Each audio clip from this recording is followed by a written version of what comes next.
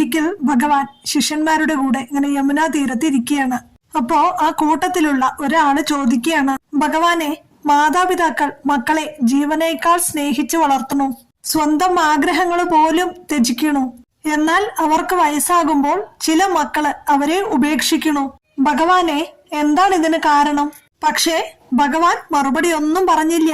അവിടെ ഒരു വൃക്ഷത്തിന്റെ താഴെ ഉണങ്ങിയ ഇലകൾ വീണ് കിടക്കുന്നുണ്ടായിരുന്നു. അതിന്റെ കൊമ്പുകളില് പുതിയ പച്ചിലകളും നിറഞ്ഞിട്ടുണ്ടായിരുന്നു.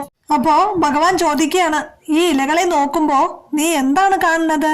അപ്പോ ആ യുവാവ് പറയാണ്, പുതിയ പച്ചിലകളും പഴയ ഇലകള് കൊഴിഞ്ഞതുമാണ് കാണാൻ പറ്റണത് എന്ന്. കൃഷ്ണൻ അതിൽ നിന്ന് ഒരു ഉണങ്ങിയ ഇല കയ്യിലെടുത്തിട്ട് പറഞ്ഞു, ഈ ഇല ഒരിക്കല് ഈ വൃക്ഷത്തിന് ജീവൻ നൽകിയിരുന്നു. മഴയും കാറ്റും സഹിച്ച് ഈ മരത്തെ വളർത്തി. ഇന്ന് അതിന്റെ ദൗത്യം കഴിഞ്ഞപ്പോ അത് നിലത്ത് വീണു. പിന്നെ കുറച്ചു നേരം നിശബ്ദനായിരുന്നിട്ട് ഭഗവാൻ പിന്നെയും പറയുകയാണ്, പക്ഷേ ഈ വൃക്ഷം മനുഷ്യരെ പോലെ ഒരിക്കലും ആ ഇലയെ വെറുത്തിട്ടില്ല. അതിന്റെ ത്യാഗത്തിന്റെ ഫലമായിട്ടാണ് ഇന്നത്തെ പച്ചപ്പും കായ്കളും ഒക്കെ ഉള്ളത്. മാതാപിതാക്കള് ഈ വൃക്ഷത്തിന്റെ വേരുകൾ പോലെയാണ്. എല്ലാവരും പൂക്കളെയും പഴങ്ങളെയും ഒക്കെ പ്രശംസിക്കും, പക്ഷെ വേരുകളെ ആരും കാണാറില്ല.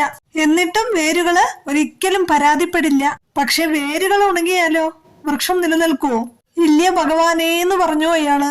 അതുപോലെ തന്നെ മാതാപിതാക്കളുടെ ഹൃദയം തകർക്കുന്ന വീട് അതെത്ര വലുതാണെങ്കിലും അവിടെ സമാധാനം അധിക നാൾ ഉണ്ടാവില്ല. ഇത് കേട്ടപ്പോ യുവാവ് നിശബ്ദനായി നിന്നു.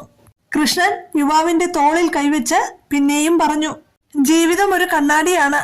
ഇന്ന് നീ മാതാപിതാക്കൾക്ക് നൽകുന്ന സ്നേഹവും അവഗണനയും നാളെ മറ്റൊരു രൂപത്തിൽ നിന്നിലേക്ക് തന്നെ മടങ്ങി വരും.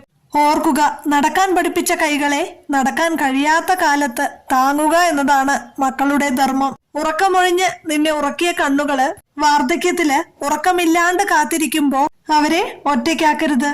നിന്നെ ലോകത്തിന് പരിചയപ്പെടുത്തിയവരെ ലോകത്തിന് മുന്നില് അനാഥരാക്കരുത്. യുവാവിന്റെ കണ്ണുകൾ നിറഞ്ഞു ഇതൊക്കെ കേട്ടിട്ട്.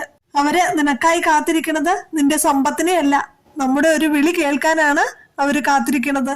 മാതാപിതാക്കളെ ഉപേക്ഷിക്കുന്നവർക്ക് വീടുകളൊക്കെ പണിയാം, പക്ഷെ വീട് എന്ന അനുഭവം ഒരിക്കലും പണിയാൻ കഴിയില്ല.